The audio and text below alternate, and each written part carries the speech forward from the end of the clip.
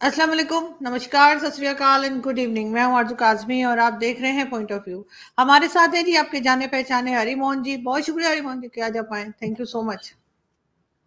आज मुझे बहुत बहुत धन्यवाद, आज आपने बुलाया। सर आज बड़ी खबर गर्म है। वैसे तो खैर कल रात से ये न्यूज़ चल रही है, लेकिन आज सुबह से तो नॉन स्टॉप हमारे चैनल्स पर भी आ रही है। और हिजबुल्लाह का जो हेड है, यानी कि था हसन नसरुल्लाह नाम बताया जा रहा है, उसका सुना है कि उसे मिसाइल अटैक में उसको मार दिया गया है। उसकी बेटी भी शायद वहां पर मौजूद थी। क्या कहेंगे आप, ये जो बैरूत में इस किस्म के अटैक्स हो रहे हैं और बार बार, वैसे हमारे यहाँ तो खैर उसको शहीद बताया जा रहा है, वो एक अलग स्टोरी है, लेकिन आप इस सारे इंसिडेंट को कैसे देखते हैं? चलो आप ही के यहाँ से शुरू करते हैं आरजू जी। आपके यहाँ पे शहीद बताया जा रहा है, सऊदी अरेबिया में क्या बताया जा रहा है? यूएई में, जॉर्डन में, उनकी तरफ से कहीं कोई स्टेटमेंट आया हो तो बताएं।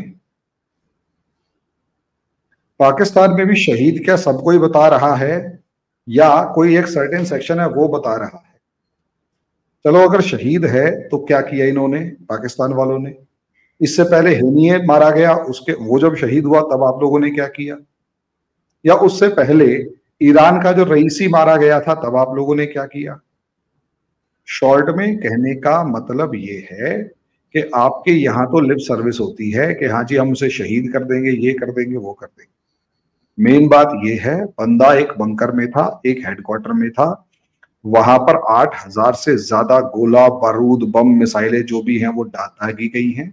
पूरा का पूरा इलाका जो है वो उसे फ्लैट कर दिया गया है। और उसके बाद अब वहां पर कुछ भी इंफ्रास्ट्रक्चर के नाम पर नहीं। और मिसाइलें इस तरीके की मारी गई हैं कि 14 मंजिल 14 लेयर्स नीचे तक का पूरा हेडक्वार्टर जो है वो जीरो कर दिया गया, ग्राउंड जीरो हो चुका है। और उसके साथ साथ अब इजराइल की आर्मी लेबनान के अंदर एंटर कर चुकी है टैंक फोर्सेस के साथ। तो सवाल यह है, लिप सर्विस आपकी कंट्री की तरफ से हुआ है, कोई बात नहीं, ठीक है, लिप सर्विस करते रहिए, मुझे उसमें कोई दिक्कत नहीं है। दूसरी चीज, असलियत में अगर आप में से किसी एक को लगता है कि यहां पर ये इस्लाम वर्सेस ज्यूज की लड़ाई, तो आप बहुत बड़ी गलत फहमी में है। ये ज्यूज वर्सेस मुसलमान की लड़ाई बिल्कुल भी नहीं है। अगर ये लड़ाई ज्यू वर्सेस मुसलमान होती तो पाकिस्तान जो जो शहीद का दर्जा देके असलियत में से अपनी कंट्री में प्रोजेक्ट करने की कोशिश कर रहा है कि ज्यू वर्सेस मुसलमान था, असलियत में ऐसा बिल्कुल भी नहीं। ये लड़ाई ज्यू वर्सेस मुस्लिम नहीं है, ये लड़ाई असलियत में शिया वर्सेस सुन्नी है, सऊदी अरेबिया और ईरान की है, सुन्नी वर्ल्ड वर्सेस शिया वर्ल्ड की है। एक तरफ शिया डोमिनेटेड ईरान, इराक, सीरिया और लेबनान का हिजबुल्लाह है, दूसरी तरफ Sunni dominated Saudi Arabia, Qatar, Kuwait, Kuwait हालांकि जो है या नहीं वो एक अलग मैटर है, यूएई, यहां तक कि ओमान, उसके बाद जॉर्डन, ये सारे दूसरी तरफ खड़े हुए हैं। और इसका प्रूफ आपको यूनाइटेड नेशंस जनरल असेंबली के अंदर कल जो बेंजामिन नेतन्याहू ने दो फोटोग्राफ्स दिखाए दोनों हाथों में लेकर, एक में ग्रीन कलर के कंट्रीज को रंगा गया था जिसमें लिखा गया था द ब्लेसिंग्स, और दूसरी तरफ ब्लैक कलर की फोटोग्राफ्स में रंगा गया था जिसे कहा गया था द कर्स। वो जो ब्लेसिंग और कर्स की बात की गई है, असलियत में अगर आप ध्यान दें तो वो जो ब्लेसिंग है उसमें इंडिया को एक बार को हटा दें, जिसे ब्लेसिंग छोटा सा पार्ट बोलने की कोशिश की गई, असलियत में इंडिया को तो देना पड़ गया नाम, अदरवाइज इंडिया का नाम लिखने की कोई जरूरत नहीं भी थी। द ब्लेसिंग बताया गया अरब वर्ल्ड, द कर्स बताया गया शिया रूल्ड कंट्रीज को। और जिस तरीके से हिजबुल्लाह के ऊपर 8,000 बम बरसाए गए, हेनिये से लेकर न जाने कितने लीडर्स को, सॉरी नसरुल्लाह से लेकर कितने सारे लीडर्स को, उनकी सेकंड, थर्ड, फोर्थ, फिफ्थ जितने भी रिप्लेसमेंट थे सबको खत्म कर दिया गया। और आज हालात ये हैं कि हिजबुल्लाह जो है वो 10 दिन के अंदर अपनी एग्जिस्टेंशियल क्राइसिस को ढूंढ रहा है, क्राइसिस से को फेस कर रहा है कि भैया कहीं हम एग्जिस्ट कर रहे हैं या नहीं कर रहे। 40,000 से ज्यादा हिजबुल्लाह के लड़ाके लेबनान छोड़कर सीरिया और इराक की तरफ भाग चुके हैं। चार्टर्ड फ्लाइट से लेकर किसी भी सिचुएशन को आप देखोगे तो वो लगातार भागते जा रहे हैं। और लेबनान के अंदर जो इजरायली आर्मी एंटर कर रही है, वो जो बम्बार्डमेंट को खत्म कर रही है, उसका लेवल एक अलग ही है। अब आप इसे ऐसे देखिए कि आप में से अगर हम इसे ऐसे अगर देखें कि हिजबुल्लाह के अगेंस्ट लड़ाई इजराइल की, तो ठीक है, हम बहुत नैरो वर्जन ले रहे हैं। ब्रॉडर वर्जन उसका एक रीजनल कॉन्फ्लिक्ट है, जिसमें एक पक्ष जो ग्रीन वाला था, जो द ब्लेसिंग वाले कंट्री थे, वो शांत रह के, चुप रह के मजे ले रहे हैं। यहां तक कि सीरिया के अंदर मुस्लिम्स ने पार्टी सेलिब्रेट की है, और वो सारे सुन्नी मुस्लिम्स थे जिन्होंने सेलिब्रेट किया है नसरुल्लाह की डेथ को। इसी तरीके से लेबनान के अंदर क्रिश्चियंस ने सेलिब्रेट किया है, उन क्रिश्चियंस को सपोर्ट किया है सुन्नी आउटफिट के मुस्लिम्स ने। तो मैं इसे असलियत में एक ग्लोबल क्राइसिस, जो रशिया यूक्रेन से लेकर इंडिया तक हो, मतलब यूक्रेन से लेकर इजराइल होते हुए एक कॉन्फ्लिक्ट क्रेसेंट क्रिएट हो चुका है ताइवान तक, उसकी फॉर्म में देख रहा हूं। उसका एक हिस्सा मिडल ईस्ट है, और मिडल ईस्ट के अंदर दो ग्रुप्स हैं जो शिया और सुन्नी आपस में खत्म कर रहे हैं, और इजराइल एक तलवार की तरह है जो सुन्नियों की सपोर्ट में शियाओं को खत्म कर रही है। असलियत में इस लड़ाई को इस तरीके से देखें। अब आप इसमें अमेरिका को कहां देखते हैं? अमेरिका को ज्यादा कुछ ना देखें। अमेरिका की सरकार की तरफ से जो उनके रक्षा क्या नाम है, डिफेंस सेक्रेटरी हैं, उन्होंने साफ कह दिया, उन्हें तो पता भी नहीं कि हुआ क्या।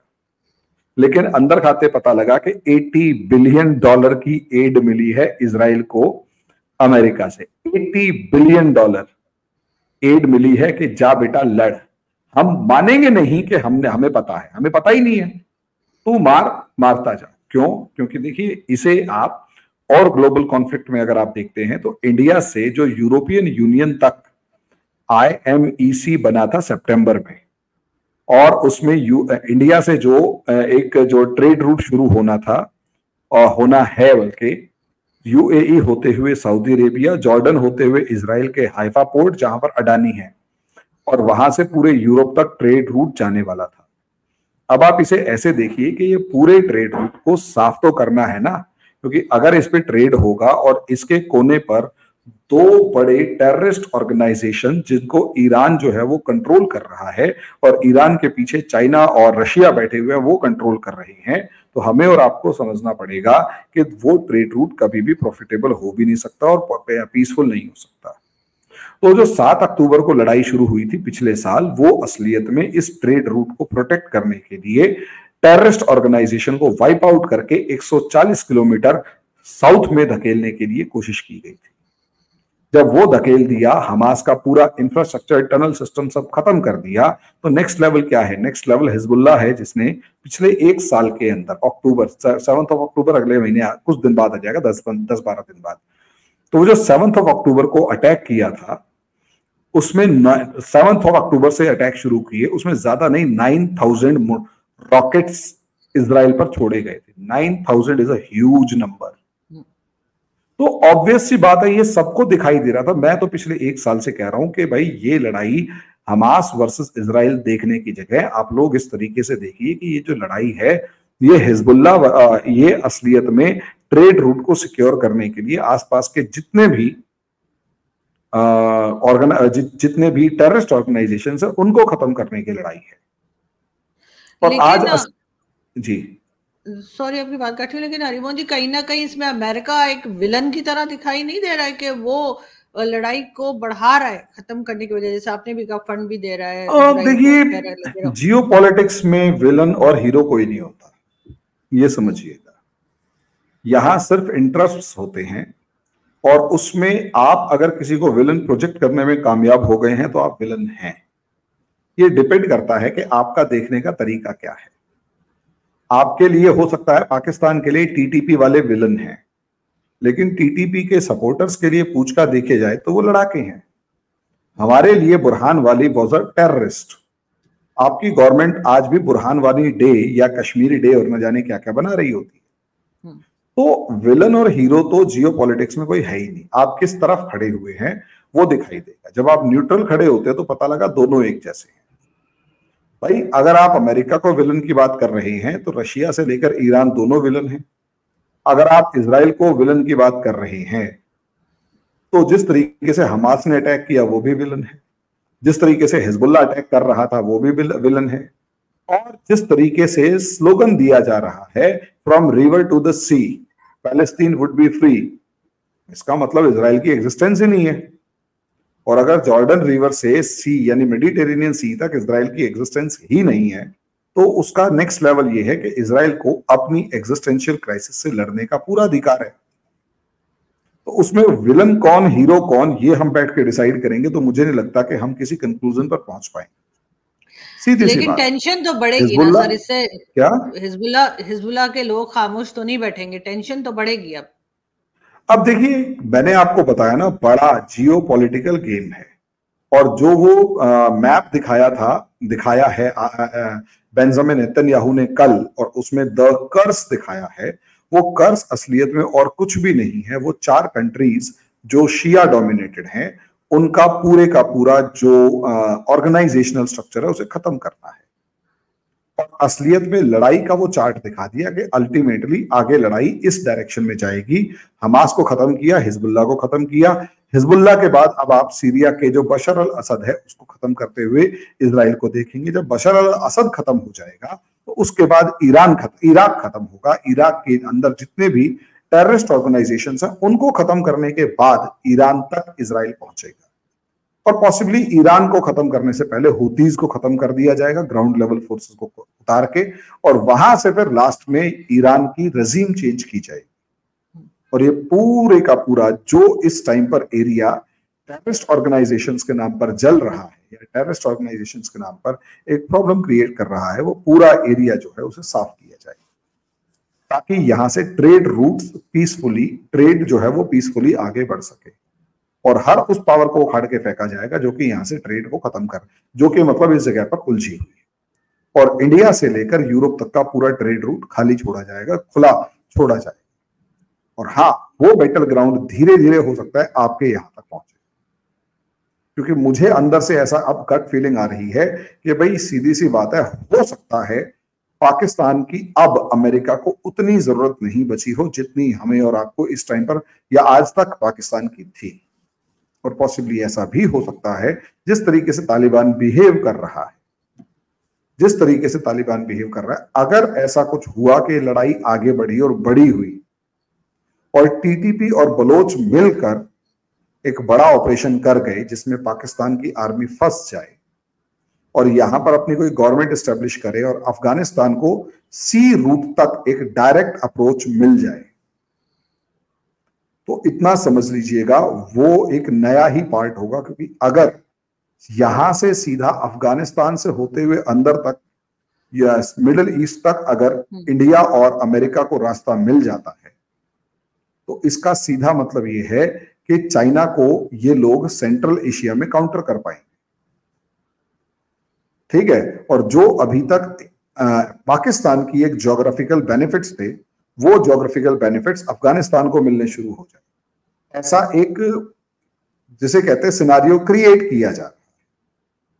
और अगर ऐसा हुआ तो ये समझ लीजिएगा आपकी कंट्री के लिए बहुत ज्यादा प्रॉब्लम आने वाली है। और ये इंडिया के लिए भी प्रॉब्लम है, बांग्लादेश को अगर आप देख लेंगे, लेकिन हो सकता है यहाँ कोई एक अलग ही खेल चल रहा हो। मैं उस पर मतलब वो बहुत ज्यादा कह नहीं सकता, क्योंकि इंडिया और अमेरिका कोई बहुत ज्यादा ना तो अच्छे सिग्नल दे रहे ना बुरे दे रहे। जब कहीं से भी आपको ना तो अच्छे सिग्नल मिल रहे हो ना बुरे सिग्नल मिल रहे हो, तो आरजू जी इसका सीधा मतलब ये होता है कि कहीं कुछ ऐसा हो रहा है जो बहुत ज्यादा डीप है, बहुत ज्यादा अनएक्सपेक्टेड है, लेकिन हो रहा है। और वो जब होगा तो शायद ही किसी को समझ में आए, और जब वो समझ में आए, जब तक समझ में आएगा तब तक खेल हो चुका हो। लेकिन सर शायद मुझे ऐसा लगे जी जी जी जी जी आप बोलिए, सॉरी कंप्लीट कर लीजिए। मुझे ऐसा लग रहा है कि इंडिया का जो नॉर्थ ईस्ट वाला इलाका है उसको कहीं ना कहीं सी से कनेक्ट करने की कोशिश की जा रही है कि कहीं इंडिया वहां कमजोर ना पड़ जाए, और इंडिया को बे ऑफ बंगाल के एक नए पार्ट तक कनेक्ट करने की कोशिश की जा रही है। और अगर ऐसा हुआ तो इसका मतलब ये है कि वहां इंडिया एक स्ट्रॉन्ग पोजीशन में होगा चाइना के अगेंस्ट, और शायद अंदर खाते एक डील ये हो रही है बांग्लादेश के मामले में। अगर ऐसा है तो ये समझ लीजिए बांग्लादेश में जो हुआ है इंडिया उसका फायदा उठा ले जाएगा। एक गेम चल रही है, बहुत तगड़ी गेम, और हर कोई अपना फायदा उठा रहा है, और छोटे छोटे बकरे जो हैं, छोटी छोटी मुर्गियां इसमें काट के खा ली जाती है। लेकिन सर मुझे नहीं लगता कि पाकिस्तान की इंपॉर्टेंस जो है वो इतनी जल्दी कोई खत्म होने वाली है, इसलिए कि अमेरिका को बहरहाल पाकिस्तान की जरूरत है, चाहे वो भारत के लिए हो, चाहे चाइना के लिए हो, चाहे ईरान के लिए या अफगानिस्तान के लिए। हम तो हर एक के लिए काम करने को तैयार है ना। अमेरिका जो कहेगा डॉलर दे देगा, आईएमएफ से पैसे दिलवा देगा, कुछ भी कर देगा। तो अगर भारत के अगेंस्ट कोई एक्शन करना है तो भी पाकिस्तान अक्सर तैयार रहता है। चाइना के लिए अगर होगा तो चाइना के लिए भी अभी हालांकि हाइपोथेटिकल है, लेकिन एक चीज याद रखिएगा, एक मैप आया था, projected map of Asia, south Asia.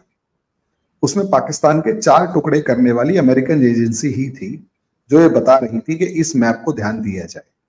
उसमें बलूचिस्तान को अफगानिस्तान के साथ मिलाया, एक में मिला दिया गया था, दूसरे में बलूचिस्तान ईरान और पाकिस्तान दोनों से काट के अलग कंट्री बना दिया गया। और सेंट्रल एशिया के अंदर उनकी एक अप्रोच, और अफगानिस्तान के पश्तून इलाकों ने इस्लामाबाद तक के इलाके को अफगानिस्तान में जोड़ दिया था।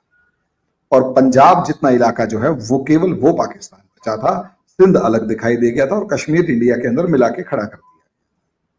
अगर आप उस मैप को देखेंगे तो वो अमेरिकन किसी थिंक टैंक में ही रिलीज किया था। उस मैप में आपको साफ तौर पर नजर आ जाएगा। अगर उस माइंड सेट, देखो अगर कहीं थिंक टैंक में ऐसा कुछ है तो इसका मतलब कुछ तो है जो माइंड सेट में, और अगर वो माइंड सेट में है तो हमें समझना पड़ेगा कि अगर कुछ ऐसा है तो वो बहुत खतरनाक है आपकी कंट्री के लिए। और वैसे अगर फॉल्ट लाइंस दिखाई दे रही हैं, देखो अब भाई इंडिया के लिए मैप बना दीजिए, आरजू कहेगी कि मैं भी तो बैठे बैठे इंडिया के लिए 30 टुकड़े करके दिखा सकती हूँ। हो सकता है, जैसे हमारे कई एक आध पैनलिस्ट ऐसे आए थे कि हम भी तो इंडिया के मामले में नक्शे खींच सकते हैं। प्रॉब्लम ये है कि क्या इंडिया में वो फॉल्ट लाइंस हैं? क्या नॉर्थ और साउथ में फॉल्ट लाइन है? आंसर है नहीं है। जो साउथ का जो हिंदू है वो भी उतना ही गुस्से में है जितना नॉर्थ का हिंदू गुस्से में है, और दोनों के दोनों गुस्से के अंदर बैठे हुए हैं कि तुमने हमारे प्रसाद को खराब कर दिया। ठीक है, साउथ को भी उतना ही बेनिफिट है जितना नॉर्थ को है। साउथ में भी बीजेपी उतनी ही मजबूत है जितनी नॉर्थ में है। अगर आप देखेंगे तो तमिलनाडु में 18% वोट बैंक इस बार मिला है, केरला के अंदर मिला है, कर्नाटका के अंदर मिला, कर्नाटका के अंदर तो गवर्नमेंट बनाती है, तेलंगाना के अंदर अच्छी खासी सीटें आ गई हैं, आंध्र प्रदेश के अंदर अच्छी खासी स्ट्रॉन्ग पोजीशन है। तो साउथ के 5 स्टेट्स है, 5 के अंदर बीजेपी बहुत अच्छी पोजीशन में है। प्रॉब्लम तब होता है डिवीजन का जब कोई पोजीशन में ही ना हो। आप अगर पोजीशन में ही नहीं है, आपकी गवर्नमेंट ही नहीं है। अब आपके यहाँ अगर आप देखेंगे तो पाकिस्तान के अंदर जो नवाज शरीफ की जो पार्टी है, मुस्लिम लीग नवाज, MLN, क्या वो सिंध के अंदर बहुत ज्यादा मजबूत है? नहीं। अच्छा, जो आपकी वो बिलावल भुट्टो की party Pakistan Peoples Party PPP, क्या वो पंजाब में बहुत ज्यादा मजबूत है? नहीं। वो सिंध। इमरान खान की जो पार्टी है, क्या वो बलूचिस्तान, पंजाब, कश्मीर इनमें मजबूत है? नहीं। हमारी कंट्री की सबसे बड़ी एक खास बात यह है, जो भारतीय जनता पार्टी BJP है मोदी वाली, उसे जम्मू में देखेंगे तो वहां पर भी एक बहुत स्ट्रांग पोजीशन में है, और तमिलनाडु में देखेंगे तो वहां पर भी स्ट्रांग पोजीशन में है। अगर आप गुजरात में देखेंगे तो गवर्नमेंट BJP की है, अरुणाचल प्रदेश में देखेंगे तो BJP की गवर्नमेंट है। कॉमन आइडिया नॉर्थ से साउथ, ईस्ट से वेस्ट पूरे इसमें है। यानी 33,000 किलोमीटर्स, 3300 किलोमीटर्स इन 2900 किलोमीटर्स का जो पूरा पैच है, इसमें आपको हर जगह पर सिंगल पार्टी मिलेगी। पहले ये पार्टी कांग्रेस होती थी, अभी भी कांग्रेस है। कांग्रेस आपको जम्मू में लड़ती हुई भी दिखाई देगी, जम्मू कश्मीर में। कांग्रेस आपको तमिलनाडु और केरल में भी दिखेगी, कांग्रेस आपको गुजरात में भी दिखेगी, कांग्रेस आपको अरुणाचल और आसाम में भी दिखेगी। हर जगह कांग्रेस भी है, BJP भी। तो 2 बड़ी पार्टियां हो गई। बाकी छोटी छोटी पार्टियां हैं, वो अपने स्टेट से ज्यादा बाहर है ही नहीं। तो इंडिया के अंदर अगर आप फॉल्ट लाइंस क्रिएट करने की कोशिश करोगे तो वो प्रॉब्लम नहीं है, वो क्रिएट ही नहीं हो सकती, लेकिन पाकिस्तान में हो सकती है। अच्छा, एक बात बताइए, आज शहबाज शरीफ, वो जो क्या नाम है, आज वो आपके जरदारी जो है, जो कि बीच में सुनने में भी आया था तो कुछ ऐसा कर सकता है बनर्जी भुट्टो के बाद। I can guarantee, Banerjee Bhutto को जब गोली लगी थी तो जरदारी जो है एक बार ये कहता कि हम अलग देश बनाएंगे, अगले दिन सिंध अलग कंट्री था। क्योंकि वहां पर ना तो आर्मी कुछ कर पाती, फिर क्योंकि कॉमन मासेस खड़े हो जाते ना, आपकी दूसरी किसी पार्टी का वहां पर लीडरशिप है ही नहीं। बिल्कुल। हमारे यहां ऐसा नहीं है। तो कहना कार्टोग्राफी जो है वो इतना आसान काम नहीं होता, कहना आसान है, होता नहीं।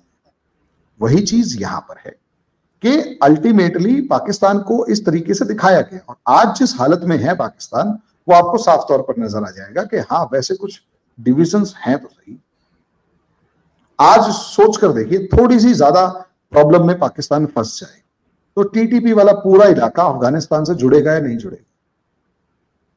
शायद वो हो भी रहा है वैसा इंक्रोचमेंट, कुछ शायद कुछ ऐसे इलाके हैं जहां से आपकी आर्मी का पैर उखड़ चुके हैं। शायद बलूचिस्तान में बहुत से इलाके ऐसे हैं जहां पर पाकिस्तान का वैसा स्ट्रॉन्ग होल्ड नहीं है जैसा होना चाहिए।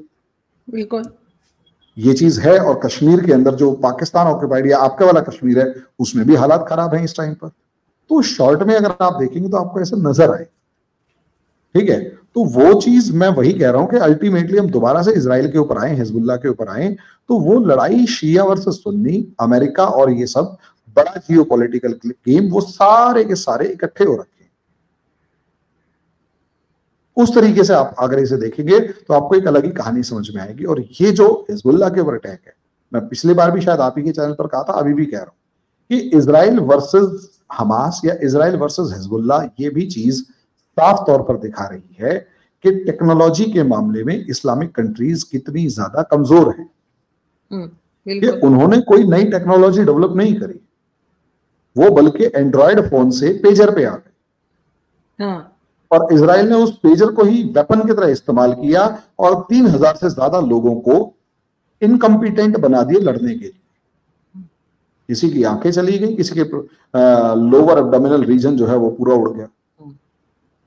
अब ऐसी सिचुएशन में आप कैसे उम्मीद करेंगे कि आप इजराइल जैसी कंट्री से लड़ पाए?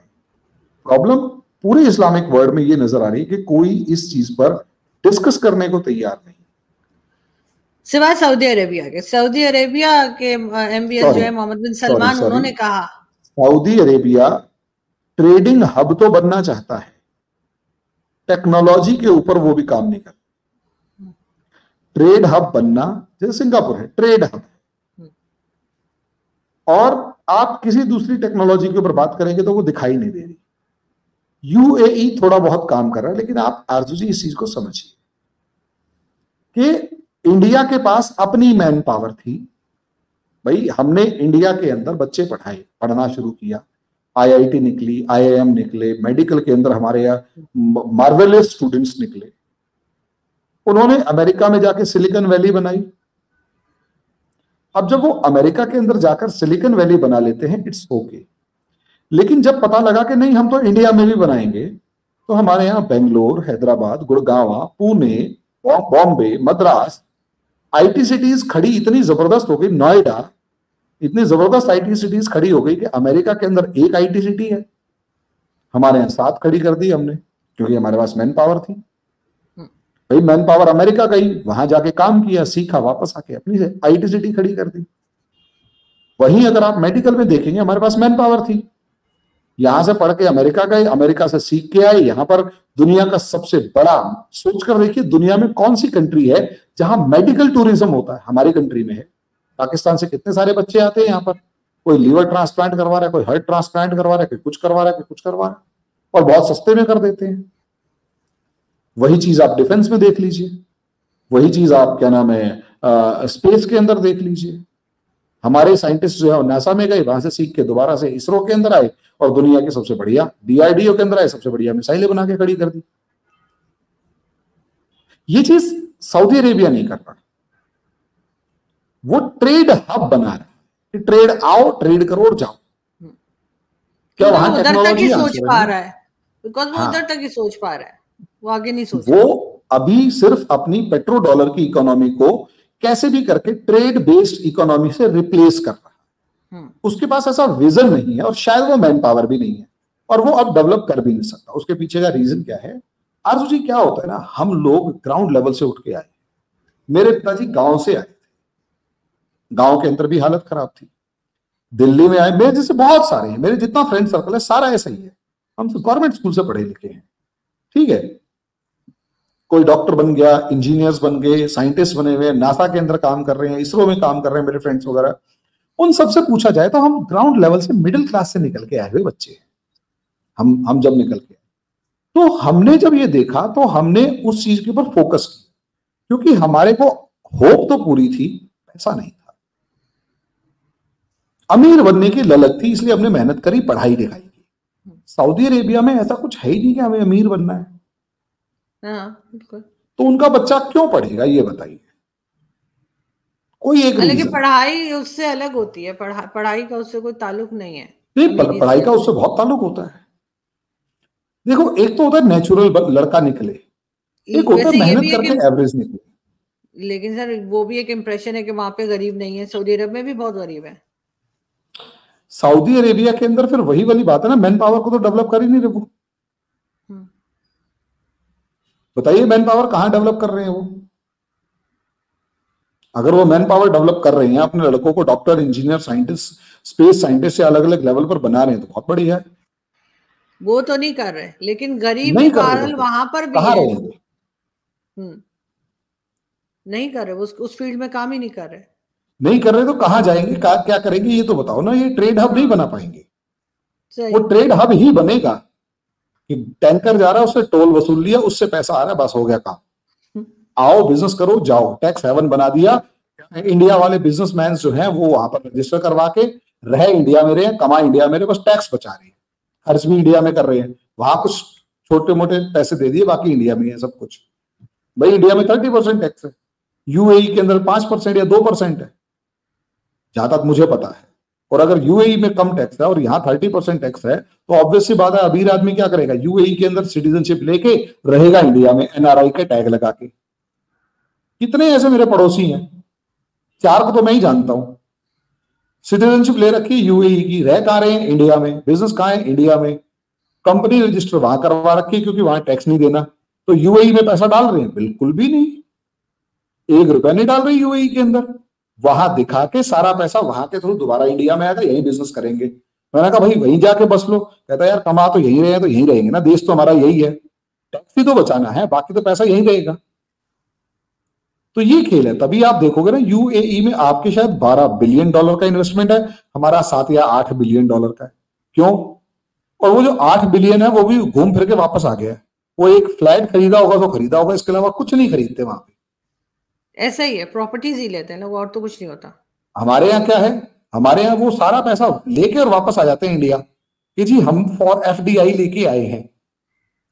इंडिया का पैसा इंडिया में एफडीआई के थ्रू लाके इंडिया में काम कर रहे होते हैं। हमारे यहाँ सिर्फ इतना है, और वो भी सिर्फ इसलिए क्योंकि टैक्स बचाना है। गवर्नमेंट टैक्स टेररिज्म करती है, 30% टैक्स देना अपने आप में बहुत ज्यादा मायने रखता है, और उसके बाद 2-4 आप सेस लगा दो,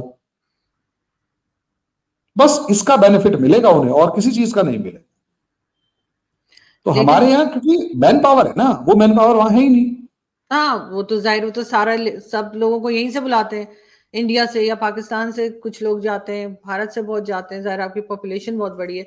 लेकिन उस तरफ वाकई में यूएई या सऊदीया, इवन गल्फ कंट्रीज उस तरफ सोच ही नहीं रही। पहले तो उनको ये भी लगता था कभी ऑयल खत्म ही नहीं होगा, वो तो अब सिर्फ जाके गल्फ कंट्रीज नहीं, पूरा इस्लामिक वर्ल्ड ही नहीं सोच रहा। हाँ ऐसा ही है।